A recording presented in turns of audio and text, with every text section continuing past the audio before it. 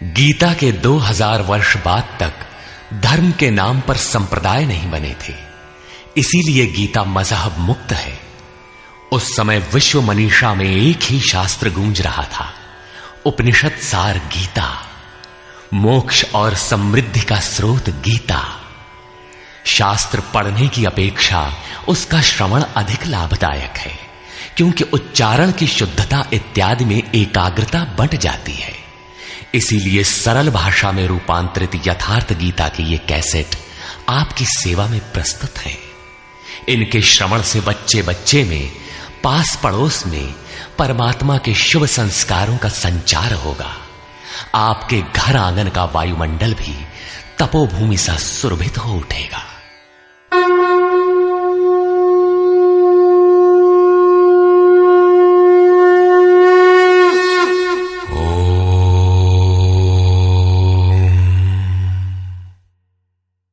श्री परमात्मने नमः। यथार्थ गीता, श्रीमद् भगवद गीता, अथाष्टमो अध्याय। 7वें अध्याय के अंत में योगेश्वर श्री कृष्ण ने कहा कि पुण्य कर्म अर्थात नियत कर्म आराधना को करने वाले योगी संपूर्ण पापों से छूटकर उस व्याप्त ब्रह्म को जानते हैं। अर्थात कर्म कोई ऐसी वस्तु है जो व्याप्त ब्रह्म की जानकारी दिलाता है। उस कर्म को करने वाले व्याप्त ब्रह्म को, संपूर्ण कर्म को, संपूर्ण अध्यात्म को, संपूर्ण अधिदैव, अधिभूत और अधियज्ञ सहित मुझको जानते हैं। अतः कर्म कोई ऐसी वस्तु है जो इन सब से परिचित कराती है। वे अंतकाल में भी मुझको ही जानते हैं। उनकी जानकारी कभी विस्मृत नहीं होती। इस पर अर्जुन ने इस अध्याय के प्रारंभ में ही उन्हीं शब्दों को दोहराते हुए प्रश्न रखा। अर्जुन उवाच।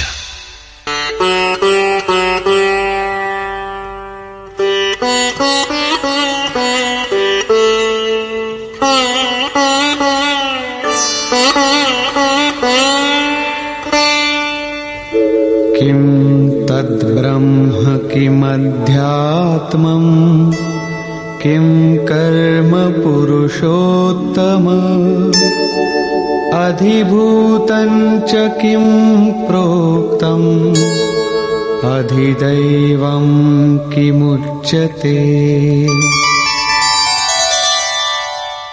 हे पुरुषोत्तम, वो ब्रह्म क्या है, अध्यात्म क्या है, कर्म क्या है, अधिभूत तथा अधिदैव किसे कहा जाता है? अधियज्ञ कथम कोत्र देहेऽस्मिन् मधुसूदन प्रयाण काले च कथम ज्ञेयोऽसि नियतात्मभिः। हे मधुसूदन, यहां अधियज्ञ कौन है और वह इस शरीर में कैसे है? सिद्ध है कि अधियज्ञ अर्थात यज्ञ का अधिष्ठाता कोई ऐसा पुरुष है जो मनुष्य शरीर के आधार वाला है। समाहित चित्त वाले पुरुषों द्वारा अंत समय में आप किस प्रकार जानने में आते हैं? इन 7 प्रश्नों का क्रम से निर्णय देने के लिए योगेश्वर श्री कृष्ण बोले। श्री भगवान उवाच।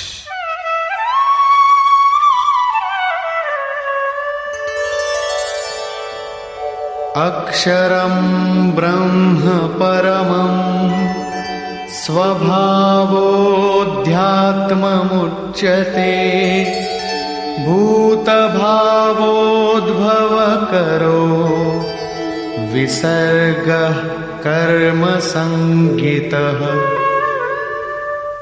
अक्षरम ब्रह्म परमम, जो अक्षय है, जिसका क्षय नहीं होता, वही परम ब्रह्म है। स्वभावः अध्यात्मम उच्यते, स्वयं में स्थिर भाव ही अध्यात्म अर्थात आत्मा का आधिपत्य है। इससे पहले सभी माया के आधिपत्य में रहते हैं, किंतु जब स्वभाव अर्थात स्वरूप में स्थिर भाव अर्थात स्वयं में स्थिर भाव मिल जाता है तो आत्मा का ही आधिपत्य उसमें प्रवाहित हो जाता है।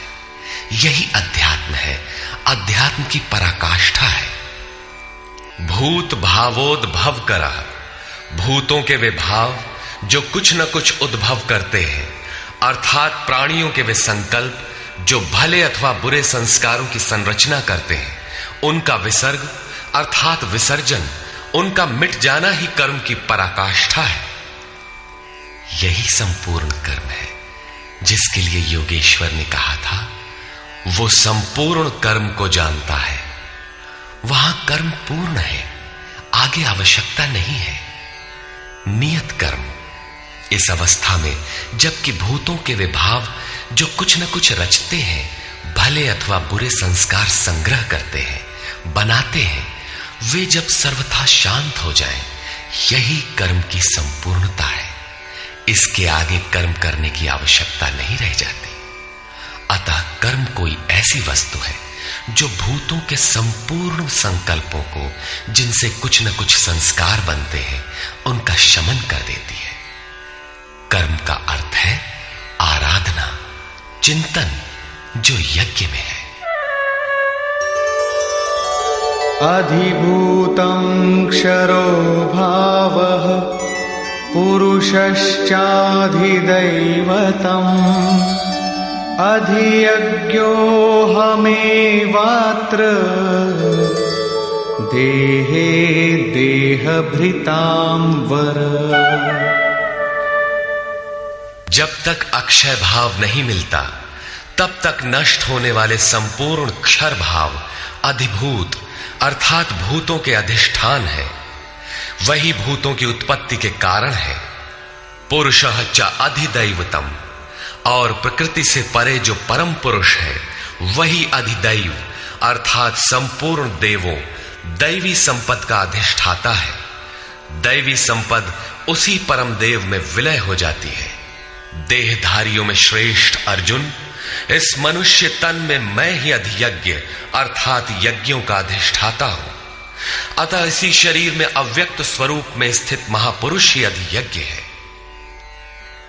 योगेश्वर श्री कृष्ण एक योगी थे जो संपूर्ण यज्ञों का भोक्ता है। अंत में यज्ञ उसमें प्रवेश पा जाते हैं, वही परम स्वरूप मिल जाता है। इस प्रकार अर्जुन के 6 प्रश्नों का समाधान हुआ। अब अंतिम प्रश्न कि अंत काल में कैसे आप जानने में आते हैं जो कभी विस्मृत नहीं होते।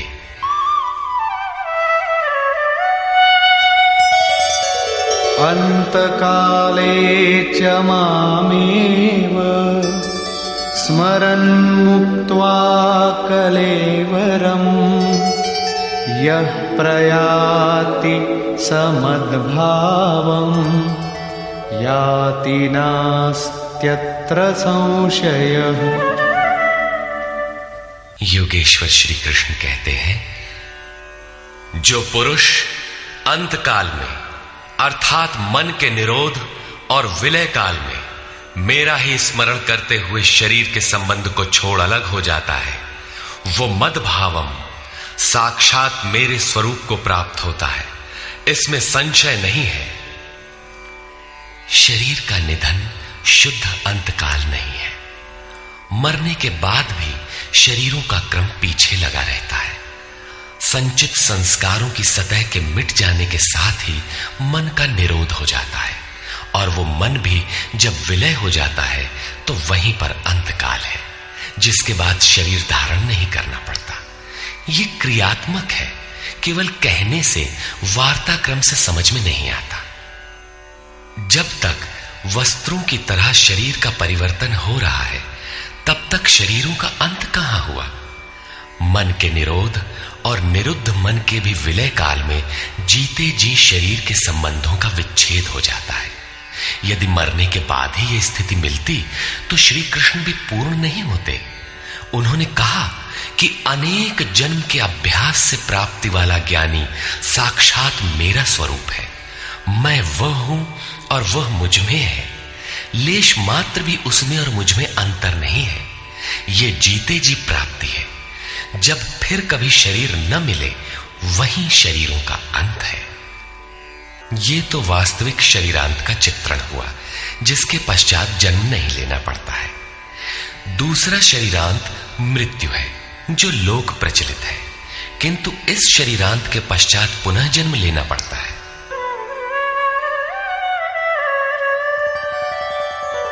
यं यं वापि स्मरन् भावं त्यजत्यन्ते कलेवरम् तं तमेवैति कौन्तेय सदा तद्भावभावितः।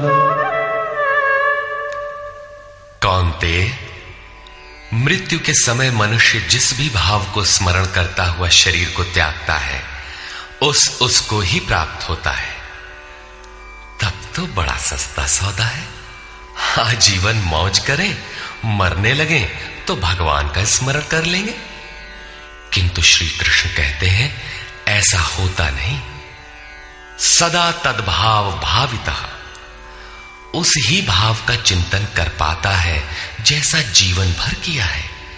वही विचार बरबस आ जाता है जिसका जीवन भर अभ्यास किया गया है, अन्यथा नहीं हो पाता।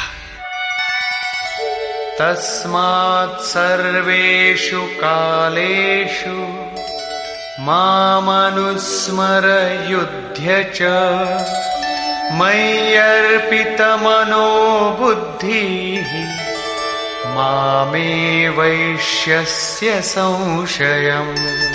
इसलिए अर्जुन, तू हर समय मेरा स्मरण कर और युद्ध कर। मुझ में अर्पित मन और बुद्धि से युक्त होकर तो निसंदेह मुझे ही प्राप्त होगा। निरंतर चिंतन और युद्ध एक साथ कैसे संभव है?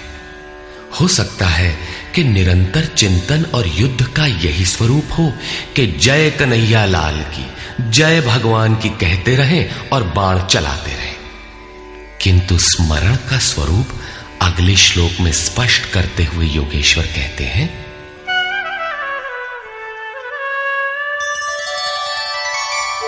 अभ्यासयोगयुक्तेन चेतसा नान्यगामिना परमं पुरुषं दिव्यं याति पार्थानुचिन्तयन्। हे पार्थ, उस स्मरण के लिए योग के अभ्यास से युक्त हुआ, अर्थात मेरा चिंतन और योग का अभ्यास पर्याय है। मेरे सिवाय दूसरी ओर न जाने वाले चित्त से निरंतर चिंतन करने वाला परम प्रकाश स्वरूप दिव्य पुरुष अर्थात परमात्मा को प्राप्त होता है। मान लीजिए कि ये पेंसिल भगवान है, तो इसके सिवाय अन्य किसी वस्तु का स्मरण नहीं आना चाहिए। इसके अगल बगल आपको पुस्तक दिखाई पड़ती है या अन्य कुछ भी, तो आपका स्मरण खंडित हो गया। स्मरण जब इतना सूक्ष्म है कि इष्ट के अतिरिक्त दूसरी वस्तु का स्मरण भी ना हो, मन में तरंगे भी ना आए, तो स्मरण और युद्ध दोनों एक साथ कैसे होंगे? वस्तुतः जब आप चित्त को सब ओर से समेटकर अपने एक आराध्य के स्मरण में प्रवृत्त होंगे, तो उस समय मायिक प्रवृत्तियां काम, क्रोध, राग, द्वेष बाधा के रूप में सामने प्रकट ही है। आप स्मरण करेंगे किंतु वे आपके अंदर उद्वेग पैदा करेंगे। आपका मन स्मरण से चलायमान करना चाहेंगे।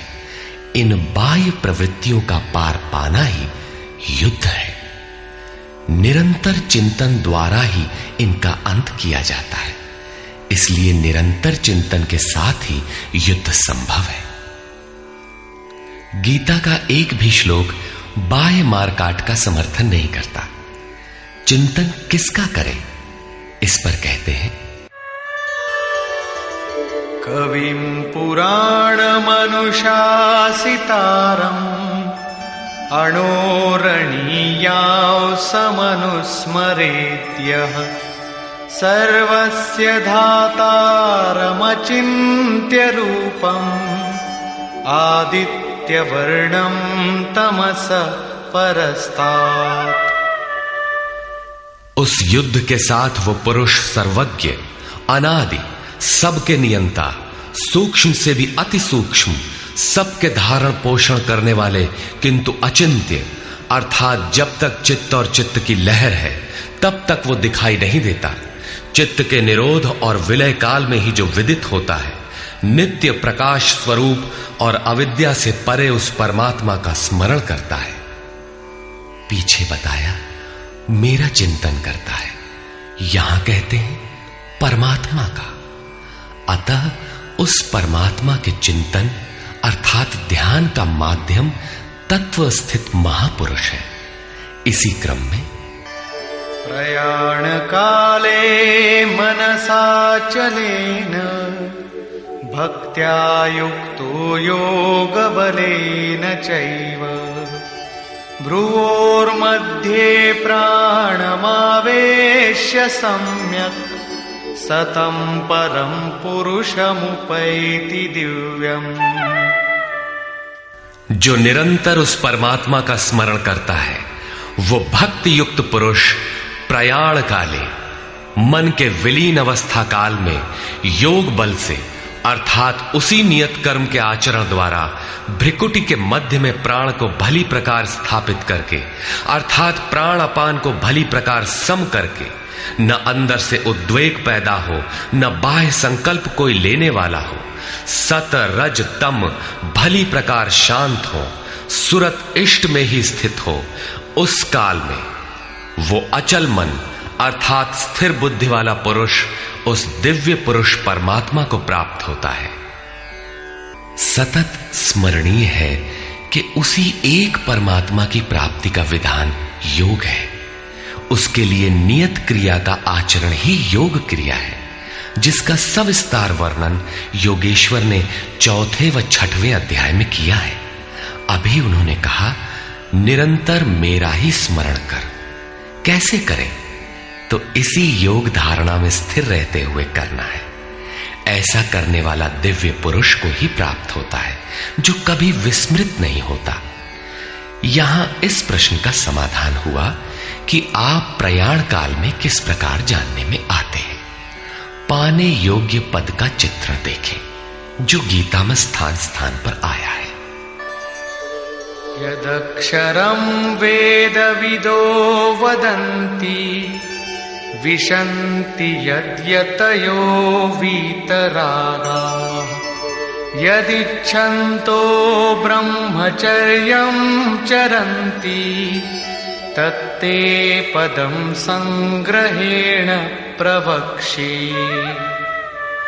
वेदविद अर्थात अविदित तत्व को प्रत्यक्ष जानने वाले लोग जिस परम पद को अक्षरम अक्षय कहते हैं, वीतराग महात्मा जिसमें प्रवेश के लिए यत्नशील रहते हैं, जिस परम पद को चाहने वाले ब्रह्मचर्य का पालन करते हैं।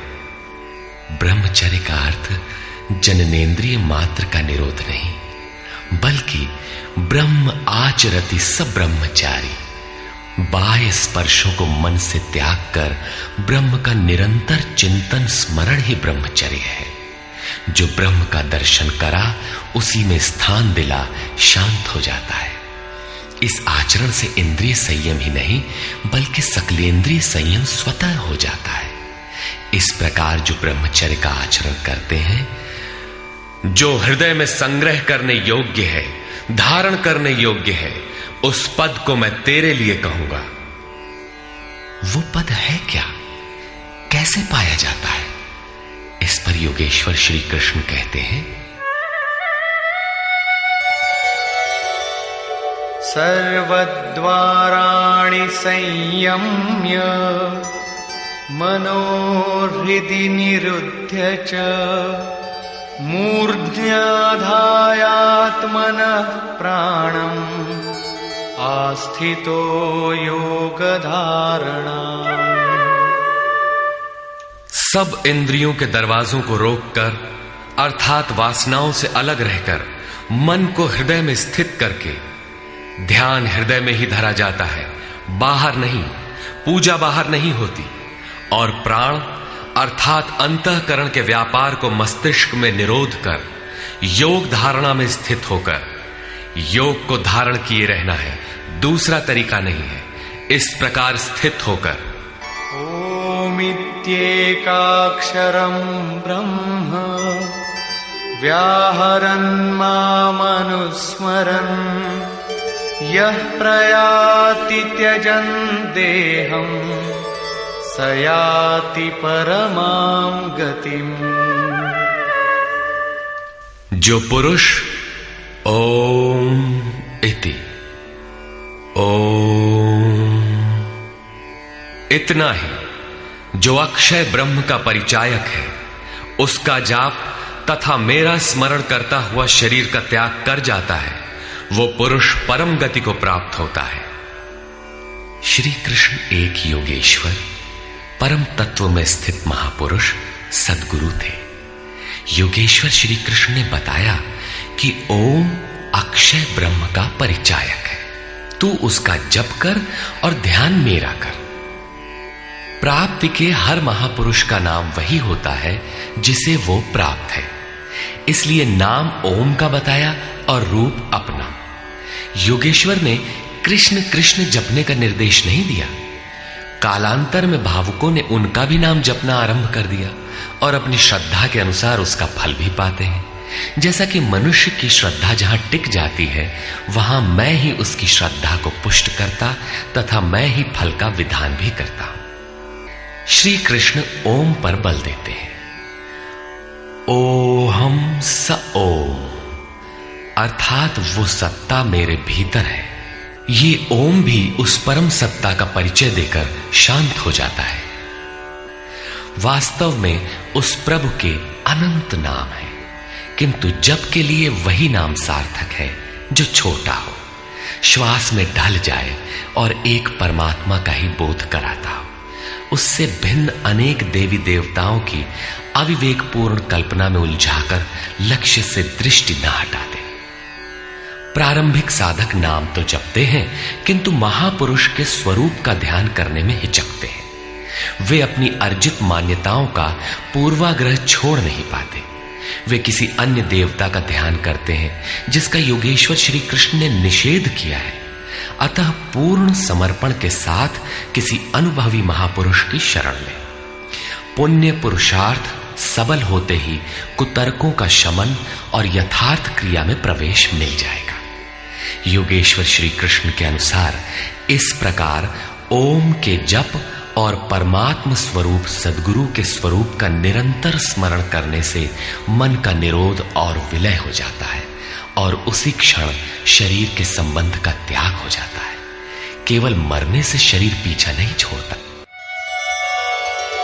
अनन्यचेता सततम यो मां स्मरति नित्यशः तस्याहं सुलभः पार्थ नित्ययुक्तस्य योगिनः। मेरे अतिरिक्त और कोई चित्त में है ही नहीं। उस अन्य किसी का चिंतन न करता हुआ अर्थात अनन्य चित्त से स्थिर हुआ जो अनवरत मेरा स्मरण करता है, उस नित्य मुझसे युक्त योगी के लिए मैं सुलभ हूं। आपके सुलभ होने से क्या मिलेगा? मामुपेत्य पुनर्जन्म दुःखालयम शाश्वतम् नाप्नुवन्ति महात्मानः संसिद्धिं परमां गताः।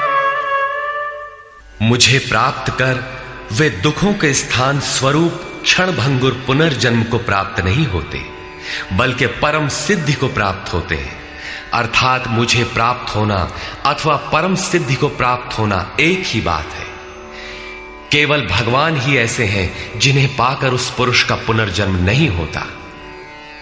फिर पुनर्जन्म की सीमा कहां तक है?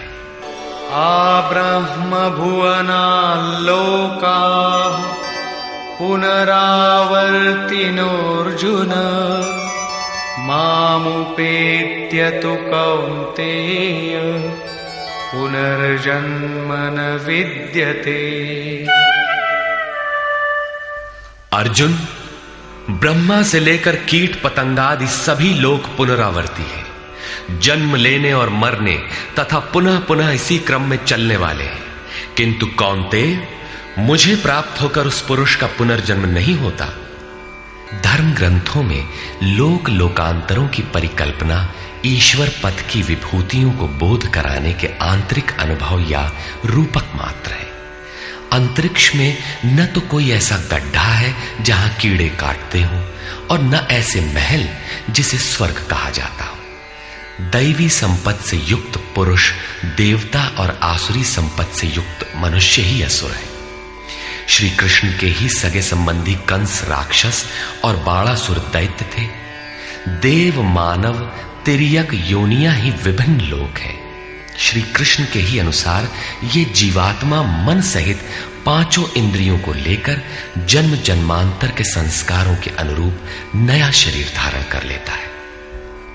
अमर कहे जाने वाले देवता भी मरण धर्मा है। क्षीणे पुण्ये मर्त्य लोकम विशन्ति। इससे बड़ी क्षति क्या होगी?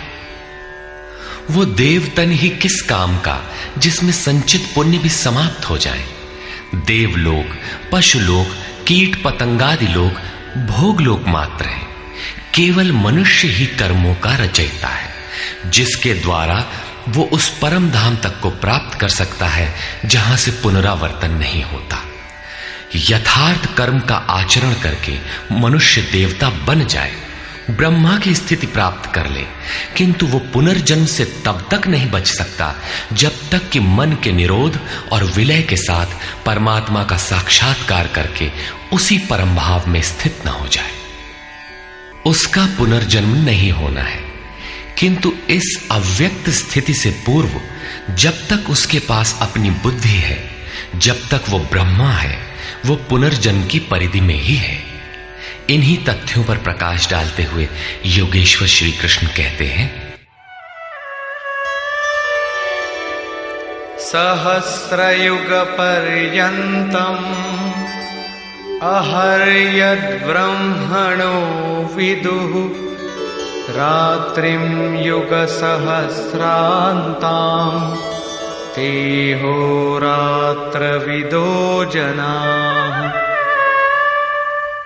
जो 1000 चतुर्युगों की ब्रह्मा की रात्रि और 1000 चतुर्युगों के उसके दिन को साक्षात जानते हैं, वे पुरुष समय के तत्व को यथार्थ जानते हैं। प्रस्तुत श्लोक में दिन और रात विद्या और अविद्या के रूपक हैं। ब्रह्म विद्या से संयुक्त बुद्धि ब्रह्मा की प्रवेशिका तथा ब्रह्म विद्वरिष्ठ बुद्धि ब्रह्मा की पराकाष्ठा है। विद्या से संयुक्त बुद्धि ही ब्रह्मा का दिन है। जब विद्या कार्यरत होती है उस समय योगी स्वरूप की ओर अग्रसर होता है। अंतःकरण की सहस्रों प्रवृत्तियों में ईश्वरीय प्रकाश का संचार हो उठता है। इस प्रकार अविद्या की रात्रि आने पर अंतःकरण की सहस्रों प्रवृत्तियों में माया का द्वंद्व प्रवाहित होता है। प्रकाश और अंधकार की यहीं तक सीमा है। इसके पश्चात न तो अविद्या रह जाती है और न विद्या ही। वो परम तत्व परमात्मा विदित हो जाता है। जो इसे तत्व से भली प्रकार जानते हैं वे योगी जन काल के तत्व को जानने वाले हैं कि कब अविद्या की रात होती है, कब विद्या का दिन आता है, काल का प्रभाव कहां तक है अथवा समय कहां तक पीछा करता है। प्रारंभिक मनीषी अंतःकरण को चित्त अथवा कभी कभी केवल बुद्धि कहकर संबोधित करते थे। कालांतर में अंतःकरण का विभाजन मन, बुद्धि, चित्त और अहंकार की 4 प्रमुख वृत्तियों में किया गया। वैसे अंतःकरण की प्रवृत्तियां अनंत हैं। बुद्धि के अंतराल में ही अविद्या की रात्रि होती है और उसी बुद्धि में विद्या का दिन भी होता है। यही ब्रह्मा की रात्रि और दिन है। जगत रूपी रात्रि में सभी जीव अचेत पड़े हैं। प्रकृति में विचरण करती हुई उनकी बुद्धि उस प्रकाश स्वरूप को नहीं देख पाती, किंतु योग का आचरण करने वाले योगी इससे जग जाते हैं। वे स्वरूप की ओर बढ़ते हैं। जैसा कि गोस्वामी तुलसीदास ने रामचरितमानस में लिखा है, कबहु दिवस मह निबिड़तम, कबहुक प्रकट पतंग, बिन सई उपजई ज्ञान जिमि, पाई कुसंग सुसंग। विद्या से संयुक्त बुद्धि कुसंग पाकर अविद्या में परिणत हो जाती है। पुनः सुसंग से विद्या का संचार उसी बुद्धि में हो जाता है। ये उतार चढ़ाव पूर्ति पर्यंत लगा रहता है। पूर्ति के पश्चात न बुद्धि है न ब्रह्मा, न रात रहती है न दिन। यही ब्रह्मा के दिन रात का रूपक है। न हजारों साल की लंबी रात होती है, न हजारों चतुर्युग का दिन ही होता है, और न कहीं कोई चार मुंह वाला ब्रह्मा ही है। बुद्धि की उपर्युक्त चार क्रमिक अवस्थाएं ही ब्रह्मा के चार मुख और अंतःकरण की चार प्रमुख प्रवृत्तियां ही उनके चतुर्युग हैं। रात और दिन इन्हीं प्रवृत्तियों में होते हैं। जो पुरुष इसके भेद को तत्व से जानते हैं, वे योगी जन काल के भेद को जानते हैं कि काल कहां तक पीछा करता है और कौन पुरुष काल से भी अतीत हो जाता है। रात्रि और दिन, अविद्या और विद्या में होने वाले कार्य को योगेश्वर श्री कृष्ण स्पष्ट करते हैं।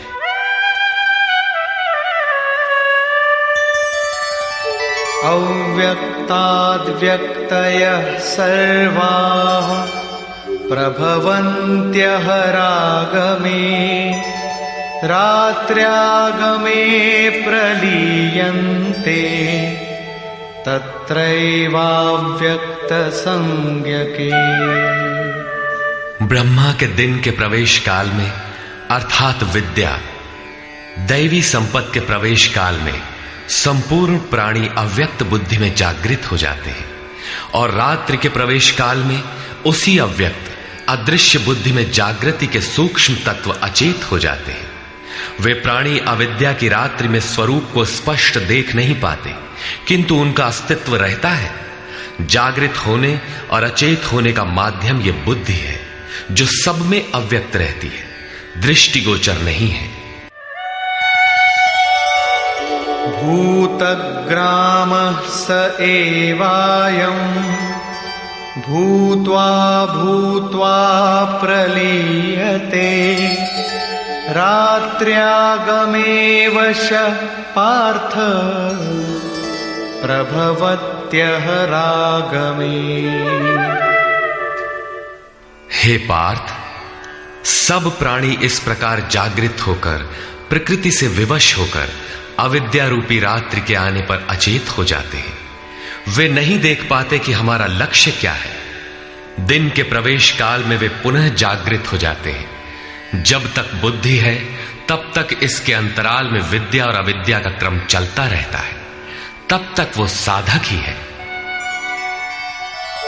परस्तस्मात्तु भावोऽन्यो, व्यक्तो व्यक्तात् सनातनः, यः सः सर्वेषु भूतेषु नश्यत्सु न विनश्यति। एक तो ब्रह्मा अर्थात बुद्धि अव्यक्त है, इंद्रियों से दिखाई नहीं पड़ती, और इससे भी परे सनातन अव्यक्त भाव है, जो भूतों के नष्ट होने पर भी नष्ट नहीं होता। अर्थात विद्या में सचेत और अविद्या में अचेत, दिन में उत्पन्न और रात्रि में विलीन भावों वाले अव्यक्त ब्रह्मा के भी मिट जाने पर वो सनातन अव्यक्त भाव मिलता है, जो नष्ट नहीं होता। बुद्धि में होने वाले उक्त दोनों उतार चढ़ाव जब मिट जाते हैं, तब सनातन अव्यक्त भाव मिलता है, जो मेरा परम धाम है। जब सनातन अव्यक्त भाव प्राप्त हो गया तो बुद्धि भी उसी भाव में रंग जाती है, उसी भाव को धारण कर लेती है। इसलिए वो बुद्धि स्वयं तो मिट जाती है और उसके स्थान पर सनातन अव्यक्त भाव ही शेष बचता है। अव्यक्तोऽक्षर इत्युक्तः तमाहुः परमां गतिम्, यं प्राप्य न निवर्तन्ते, तद्धाम परमं मम। उस सनातन अव्यक्त भाव को अक्षर अर्थात अविनाशी कहा जाता है, उसी को परम गति कहते हैं। वही मेरा परम धाम है, जिसे प्राप्त होकर मनुष्य पीछे नहीं आते, उनका पुनर्जन्म नहीं होता। इस सनातन अव्यक्त भाव की प्राप्ति का विधान बताते हैं। पुरुष स पर पार्थ भक्त्या लभ्यस्त्वनन्यया यस्यान्तस्थानि भूतानि येन सर्वमिदं ततम्। पार्थ, जिस परमात्मा के अंतर्गत संपूर्ण भूत है, जिससे संपूर्ण जगत व्याप्त है, सनातन अव्यक्त भाव वाला वो परम पुरुष अनन्य भक्ति से प्राप्त होने योग्य है। अनन्य भक्ति का तात्पर्य है कि परमात्मा के सिवाय अन्य किसी का स्मरण न करते हुए उनसे जुड़ जाए। अनन्य भाव से लगने वाले पुरुष भी कब तक पुनर्जन्म की सीमा में है और कब वे पुनर्जन्म का अतिक्रमण कर जाते हैं, इस पर योगेश्वर कहते हैं। यत्र काले त्वनावृत्तिम् आवृत्तिं चैव योगिनः प्रयाता यान्ति तं कालं वक्ष्यामि भरतर्षभ।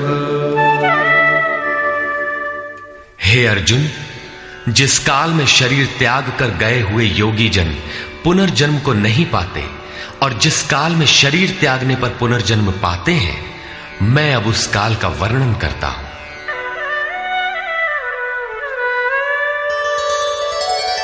अग्निर्ज्योतिरः शुक्लः षण्मासा उत्तरायणम् तत्र प्रयाता गच्छन्ति ब्रह्मविदो जनाः। शरीर संबंध का त्याग करते समय जिसके समक्ष ज्योतिर्मय अग्नि जल रहा हो, दिन का प्रकाश फैला हो, सूर्य चमक रहा हो, शुक्ल पक्ष का चंद्र बढ़ रहा हो, उत्तरायण का निरभ्र और सुंदर आकाश हो, उस काल में प्रयाण करने वाले ब्रह्मवेत्ता योगी जन ब्रह्म को प्राप्त होते हैं। अग्नि ब्रह्म तेज का प्रतीक है, दिन विद्या का प्रकाश है, शुक्ल पक्ष निर्मलता का द्योतक है, विवेक, वैराग्य, शम, दम, तेज और प्रज्ञा ये षडैश्वर्य ही षण्मास है। ऊर्ध्व रेता स्थिति ही उत्तरायण है। प्रकृति से सर्वथा परे इस अवस्था में जाने वाले ब्रह्मवेत्ता योगी जन ब्रह्म को प्राप्त होते हैं। उनका पुनर्जन्म नहीं होता, किंतु अनन्य चित्त से लगे हुए योगी जन यदि इस आलोक को प्राप्त नहीं कर पाए, जिनकी साधना अभी पूर्ण नहीं, उनका क्या होता है, इस पर कहते हैं। धूमो रात्रिस्तथा कृष्णः षण्मासा दक्षिणायनम् तत्र चान्द्रमसं ज्योतिः योगी प्राप्य निवर्तते। जिसके प्रयाण काल में धुआं फैल रहा हो, योगाग्नि हो, अग्नि यज्ञ प्रक्रिया में पाए जाने वाले अग्नि का स्वरूप है, किंतु धुएं से आच्छादित हो, अविद्या की रात्रि हो, अंधेरा हो, कृष्ण पक्ष का चंद्रमा क्षीण हो रहा हो, कालिमा का बाहुल्य हो, षड विकारों अर्थात काम, क्रोध, लोभ, मोह, मद और मत्सर से युक्त दक्षिणायन अर्थात बहिर्मुखी हो, जो परमात्मा के प्रवेश से अभी बाहर है, उस योगी को पुनः जन्म लेना पड़ता है। तो क्या शरीर के साथ उस योगी की साधना नष्ट हो जाती है? इस पर योगेश्वर श्री कृष्ण कहते हैं। शुक्ल कृष्णे गति हेते जगतः शाश्वते मते एकया यात्यनावृत्तिम् अन्यया वर्तते पुनः। उपर्युक्त शुक्ल और कृष्ण दोनों प्रकार की गतियां जगत में शाश्वत हैं, अर्थात साधन का कभी विनाश नहीं होता। एक अर्थात शुक्ल अवस्था में प्रयाण करने वाला पीछे न आने वाली परम गति को प्राप्त होता है, और दूसरी अवस्था में जिसमें क्षीण प्रकाश तथा अभी कालिमा है, ऐसी अवस्था को गया हुआ पीछे लौटता है, जन्म लेता है। जब तक पूर्ण प्रकाश नहीं मिलता तब तक उसे भजन करना है। प्रश्न पूर्ण हुआ। अब इसके लिए साधन पर पुनः बल देते हैं।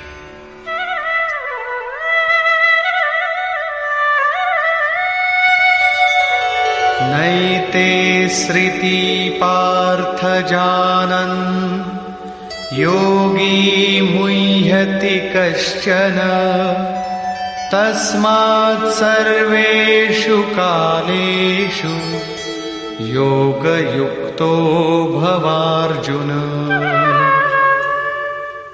हे पार्थ, इस प्रकार इन मार्गों को जानकर कोई भी योगी मोहित नहीं होता। वो जानता है कि पूर्ण प्रकाश पा लेने पर ब्रह्म को प्राप्त होगा और क्षीण प्रकाश रहने पर भी पुनर्जन्म में साधन का नाश नहीं होता। दोनों गतियां शाश्वत हैं। अतः अर्जुन, तो सब काल में योग से युक्त हो, अर्थात निरंतर साधन कर।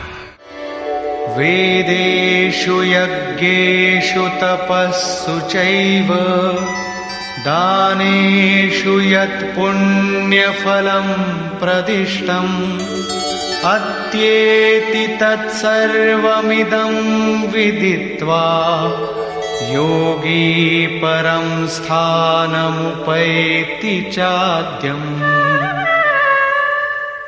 इसको साक्षात्कार सहित जानकर, मानकर नहीं, योगी वेद, यज्ञ, तप और दान के पुण्य फलों का निसंदेह अतिक्रमण कर जाता है और सनातन परम पद को प्राप्त होता है। अविदित परमात्मा की साक्षात जानकारी का नाम वेद है। वो अविदित तत्व जब विदित हो ही गया तो अब कौन किसे जाने। अतः विदित होने के पश्चात वेदों से भी प्रयोजन समाप्त हो जाता है, क्योंकि जानने वाला भिन्न नहीं है। यज्ञ अर्थात आराधना की नियत क्रिया आवश्यक थी, किंतु जब वो तत्व विदित हो गया तो किसके लिए भजन करें। मन सहित इंद्रियों को लक्ष्य के अनुरूप तपाना तप है। लक्ष्य प्राप्त होने पर किसके लिए तप करें। मन, वचन और कर्म से सर्वतोभावेन समर्पण का नाम दान है। इन सब का पुण्य फल है परमात्मा की प्राप्ति। फल भी अब विलग नहीं है, अतः इन सब की अब आवश्यकता न रही। वो योगी यज्ञ, तप, दान इत्यादि के फल को भी पार कर जाता है। वो परम पद को प्राप्त होता है।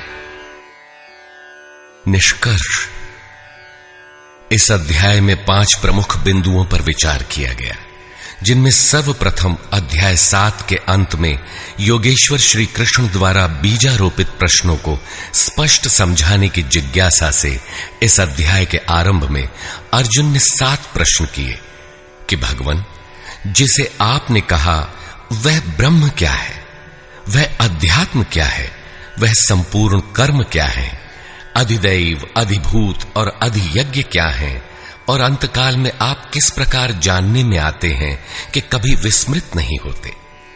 योगेश्वर श्री कृष्ण ने बताया कि जिसका विनाश नहीं होता वही पर ब्रह्म है।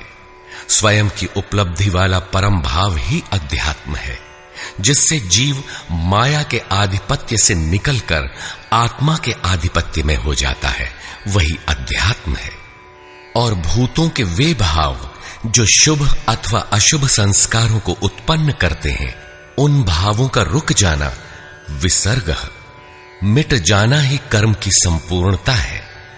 इसके आगे कर्म करने की आवश्यकता नहीं रह जाती। अतः कर्म कोई ऐसी वस्तु है जो संस्कारों के उद्गम को ही मिटा देता है।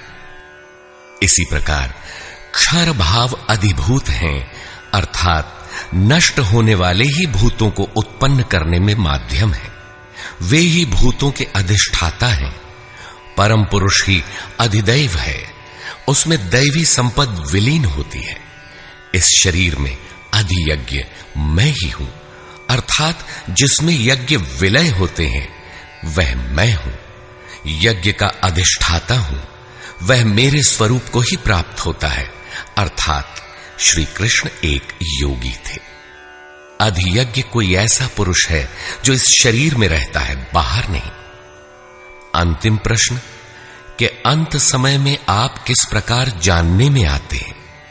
उन्होंने बताया कि जो मेरा निरंतर स्मरण करते हैं, मेरे सिवाय किसी दूसरे विषय वस्तु का चिंतन नहीं आने देते और ऐसा करते हुए शरीर का संबंध त्याग देते हैं, वे मेरे साक्षात स्वरूप को प्राप्त होते हैं, जिसे अंत में ही वही प्राप्त रहता है। शरीर की मृत्यु के साथ यह उपलब्धि होती हो ऐसी बात नहीं है। मरने पर ही मिलता तो श्री कृष्ण पूर्ण न होते। अनेक जन्मों में चलकर पाने वाला ज्ञानी उनका स्वरूप न होता।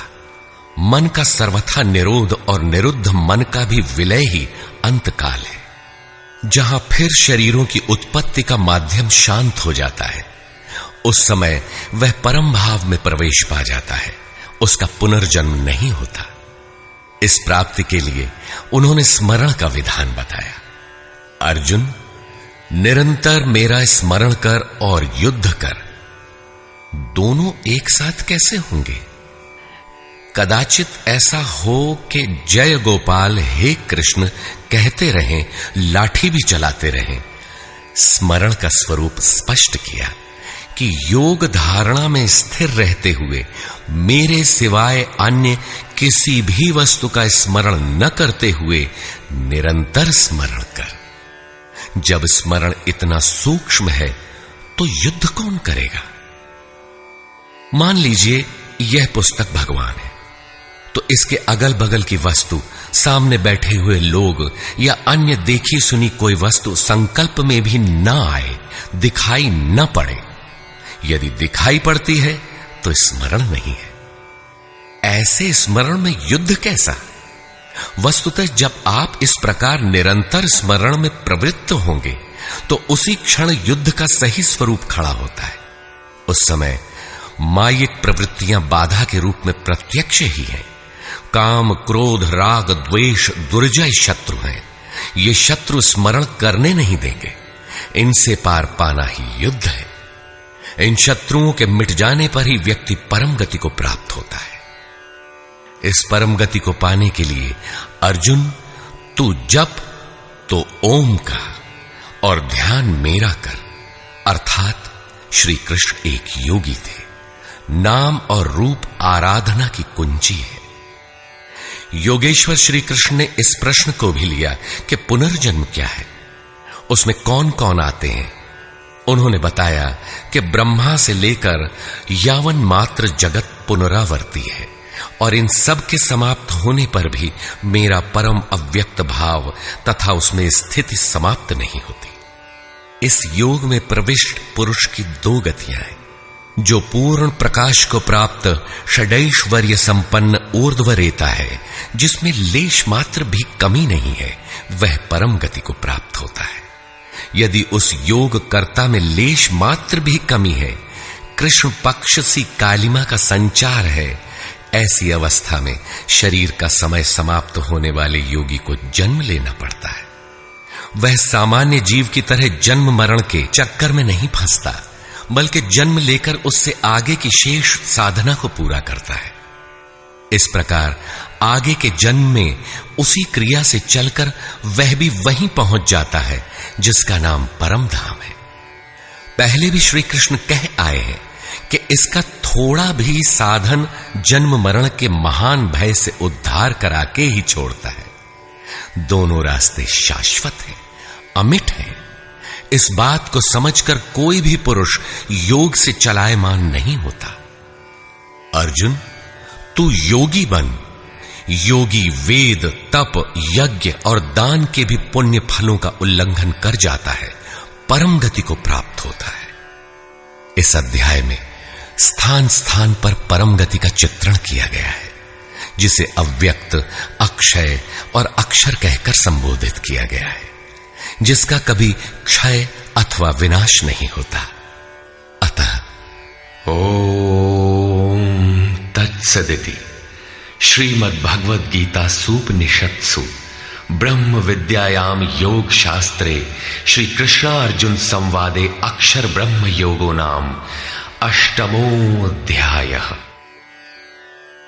इस प्रकार स्वामी अड़गड़ानंद कृत श्रीमद् भगवद गीता के भाष्य यथार्थ गीता का 8वां अध्याय पूर्ण होता है। हरि ओम तत्सत।